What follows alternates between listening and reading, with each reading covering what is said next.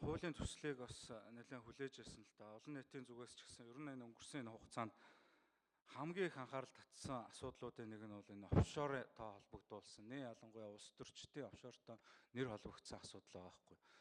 Тэгээ энэ сүүлийн үед шүү дээ энэ офшорыг нэг хууль ёсны зөв юм шиг мэтэр ойлгуулах юм тарих угаалт газар авч байна. Офшор гэдэг чинь юу юм гэх юм бол улс төрчдийн хувьд тэнд бол одоо авилгатай холбогдуулж мөнгөнийхөө их үүсвэрийг нуусан ийм ажиллагааг явуулдаг.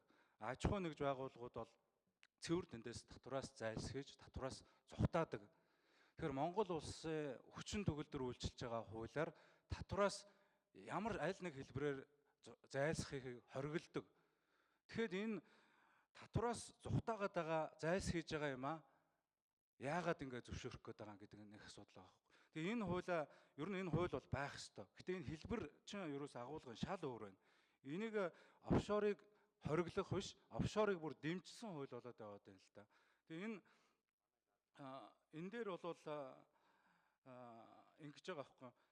Хөрөнгө оруулгын мэдүүлэг гаргадаг албан тушаалтан, албан үүргээ гүйцэтгэх үедээ гадаад улсын нутаг дэвсгэрт өөрийн нэр дээр банкны данс нээлгэх, хуулийн этгээд үүсгэн байгуулахыг хориглоно гэж байгаа. Тэгэхээр одоо өмнө нь хэрвээ байгуулсан, дансаа нээсэн, тэнд одоо хуулийн этгээд байгуулсан хүн өнөөдөр тэрийг үйл ажиллагаагаа явуулах боломжтой гэдгийг хуульчилж байгаа байхгүй юу? Хоёрдугаарт энэ олон улсын энэ практикийг харахад ямар ч улс төрч өөрийнхөө нэр дээр офшорт данс нээж хуулийн этгээд байгуулдаггүй. Одоо харахад хэрвээ тэр хүний ах дүү нь ойрын хамаатан садан тэр үтэл ихтэй одоо ерөнхийлөгчийн хүргэнтэй нь холбож байна. Оросын холбооны улсын ерөнхийлөгчийн тэр ангийнхан намттай нь холбож байна. Дэвид Камероны төрсөн эцэгтэй нь холбож тэр Панамын баримтаас офшорт данс нь илрэнгүүт энэ хүмүүсийн хариуцлагын асуудал хөндөгдөж байгаа байхгүй. Дэвид Камероны тэр өөд болсон эцэг нь данстай байсны төлөө жагсаал цуглаан болоод энэ хүн олон нийтэд хандсан санал асуулгыг нь олон нийт дэмжээгүй, Европын холбооны үйл ажиллагаатай холбогдуулсан. Ингээ улмаар энэ хүн огцроход хүрсэн шүү дээ.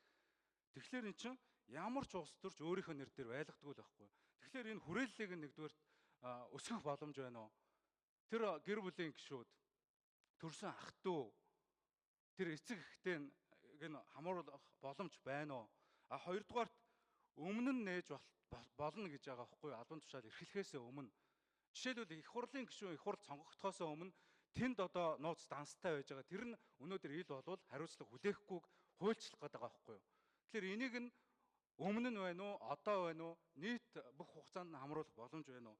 Тэгээд ер нь энэ 14-т заасны дагуу энэ гадаад улсад суралцах, эмнэлгийн тусламж үйлчлэгээ авах, хуулиар хүлээсэн албан чиг үүргээ хэрэгжүүлэхээс бусад бүх тохиолдолд энэ одоо офшор данс эзэмшихийг хориглох энэ зохицуултыг хийх боломж байна уу гэсэн ийм 3 асуулт.